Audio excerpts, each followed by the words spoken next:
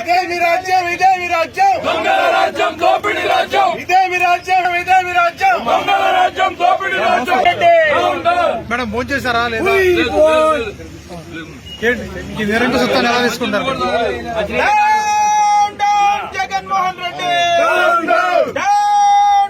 జగన్మోహన్ రెడ్డి.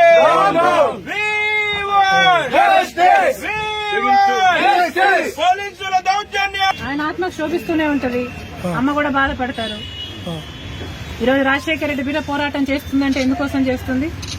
ఆంధ్ర రాష్ట్రంలో బిడ్డలకు ఉద్యోగాలు రావట్లేదని పోరాటం చేస్తే కనీసం సెక్రటేరియట్ లో రిప్రజెంటేషన్ ఇవ్వడానికి కూడా ఈరోజు హక్కు లేదు, మాట్లాడడానికి స్వేచ్ఛ లేదు, జర్నలిస్ట్ రాయాలన్నా కొట్లాడాలన్నా స్వేచ్ఛ లేదు.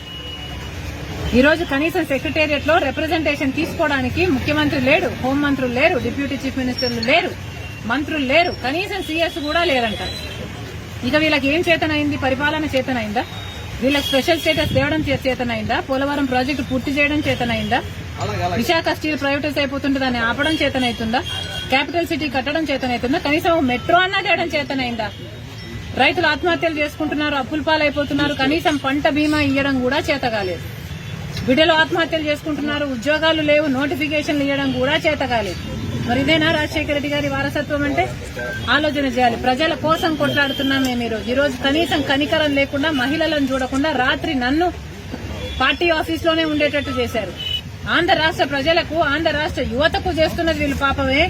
ముఖ్యంగా ప్రతిపక్షాలు, జర్నలిస్టులు ఇంతగా కొట్లాడుతున్నా కూడా కొట్లాడు కనీసం వీళ్ళ చిత్తశుద్ధిని కూడా ఈ రోజు గౌరవించకుండా ఈ రోజు ఇట్లా గాయపరిచి 2,30,000 ఉద్యోగాలు ఇస్తామని చెప్పి ఇయ్యలేదు, జాబ్ క్యాలెండర్ ఇస్తామని చెప్పి ఇయ్యలేదు, 23,000 మెగా డిఎస్సీ అని చెప్పి ఈ రోజు దగా డిఎస్సీ 6,000 ఇచ్చారు. అది కూడా 26 రోజులు టైం ఉండగా ఇచ్చారు. పిల్లలు ఎలా ప్రిపేర్ అవ్వాలి? అసలు ఈ ప్రభుత్వానికి మనసే లేదు. ఉండను బండను మీ చేతి గాయం ఎవరు? పోలీసులు ఇంకెవరు చేస్తారమ్మా?